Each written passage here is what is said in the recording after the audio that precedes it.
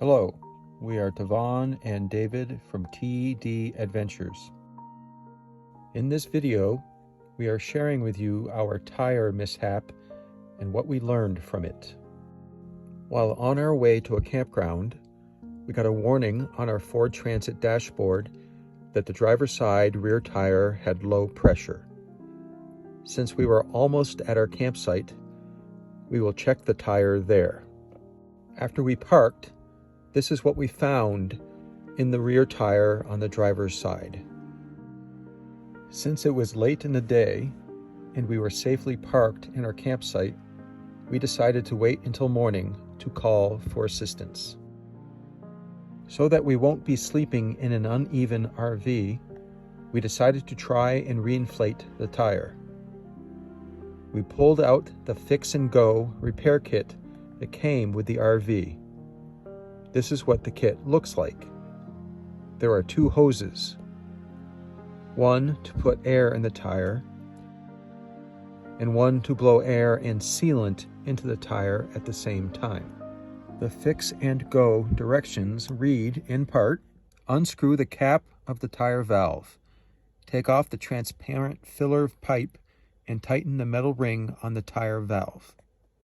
Insert the plug into the 12-volt socket or into the cigarette lighter socket of the vehicle. Start up the vehicle engine. Turn the selector switch in the counterclockwise direction and set to the repair position. Operate the kit by pressing the on-off switch. Inflate the tire to the pressure specified in the user and maintenance booklet. You will see the white liquid goes from the canister to the tire. As the canister is getting low, we had to press down on the canister so the unit will continue to run. The instructions said that you can move the wheel back and forth to get the white liquid to cover the puncture area.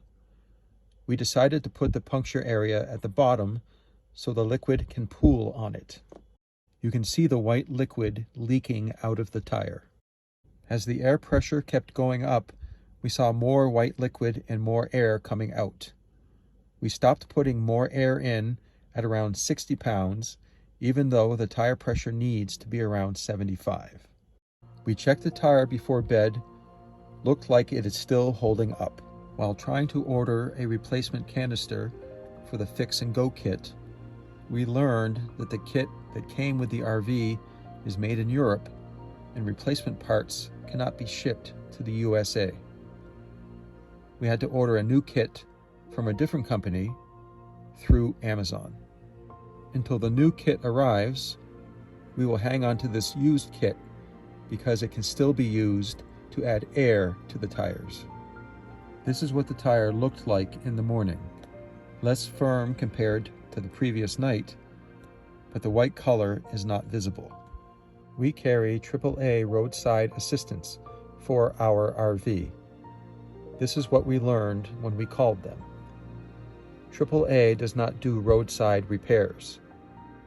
AAA will switch out the flat tire for us if we have a spare, and we can be on our way to get the tire fixed when it is convenient for us.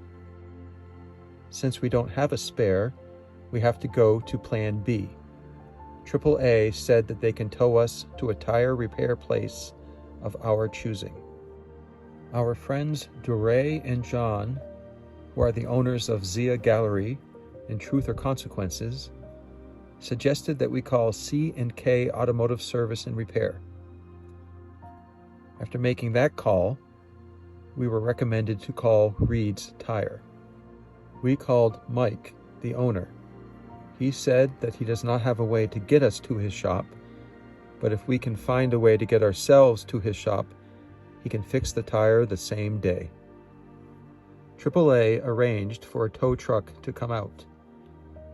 The tow company was very good about keeping us updated as there was a delay due to problems with the tow truck. They ended up sending a different truck. As the tow truck arrived, Mike from the tire repair place called back to say sorry that he could not talk long in our earlier phone call because he had 5 people talking to him all at once. He wanted to see if we were going to be able to get the RV to his shop. We told him we were about to get put on the tow truck, and he was relieved. Wasn't that nice of Mike to call back? It is a good sign that we are dealing with a good person. While the RV was being loaded onto the flatbed, we could see that the generator was very close to the ground. Phew! No damage to the generator. Thank goodness. After the RV was loaded, we got a ride in the front cab. Our tow driver's name is David. And my name is David. Our poor baby riding in the back. Kathy and Sean said they felt bad for us because it looks like our baby went on an ambulance ride. It really does. Poor baby. Watch out for the generator.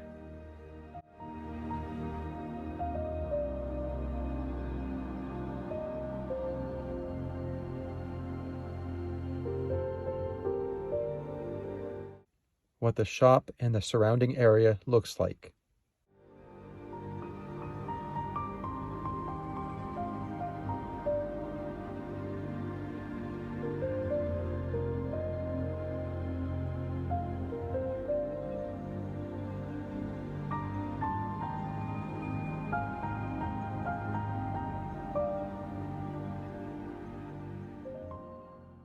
Mike, the owner, came out right away to assess the damage and got to work immediately, separating the tire from the rim.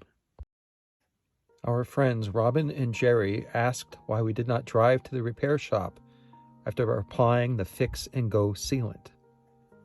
We said we were too nervous to make the drive because we were afraid that the patch might fail. We are so glad we listened to our instincts and did not drive to the repair shop, because we did not drive over a small nail. We drove over this very long piece of metal. It looks like it is about 4 inches long. Yikes. Sadly, with this kind of puncture, it would not be safe to do a repair, especially with the way we are driving all over the country. We have to get new tires. Luckily, Mike had 2 new tires our size left over from a repair he did for an ambulance. We got the 2 new tires put on the rear, and we came back 3 days later to put new tires on the front. Because of this experience, we are pursuing getting an external mount for a spare tire for our RV. We plan on using one of our old tires removed when the new tires were installed as the spare. We will cover this in a future video. The ride back, you're driving slower. Why are you driving slower? Looking out for long bolts on the road that are going to jump up and stick into my tire. So far, so good. So far, so good, huh? Let's see.